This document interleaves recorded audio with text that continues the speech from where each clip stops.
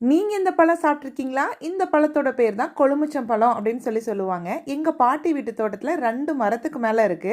நான் சின்ன வயசா இருக்கும்போது இருந்தே இந்த மரம் இருக்கு. எப்போ எங்க பாட்டி எங்களை பார்க்க வந்தாலோ, நாங்க அவங்கள பார்க்க போனாலுமே ஒரு ஒயர் பேக் ஃபுல்லா இந்த கொழுமிச்சம்பழம் தான் கொண்டுட்டு வருவாங்க. மரம் இப்போ வந்து நல்லா ஹைட் ஆனதுனால பழம் வந்து பறிக்க எட்டவே இல்ல. சல்லை வச்சு தான் நெறைய பழம் வந்து எடுத்தோம். வீட்ல வந்து எல்லாத்துக்குமே பயங்கர சளி பிடிச்சிருந்தது.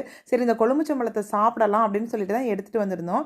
என்ன பண்ணுவோம் அப்படின்னா கொழுமிச்சம்பழம் திரண்ட பழமாக எடுத்துட்டு அதை தொளிச்சிட்டு அதில் உள்ள சொலையை வந்து நல்லா தனித்தனியாக எடுத்துட்டு கொஞ்சம் வரமிளகாத்தூளும் உப்பும் போட்டு ஒரு பெரட்டி சாப்பிட்டோம்னா எப்படியாப்பட்ட சளியாக இருந்தாலும் சூப்பராக சரியாயிடும்னு சொல்லிக்கிட்டே தான் இருப்பாங்க. அது உண்மைதாங்க.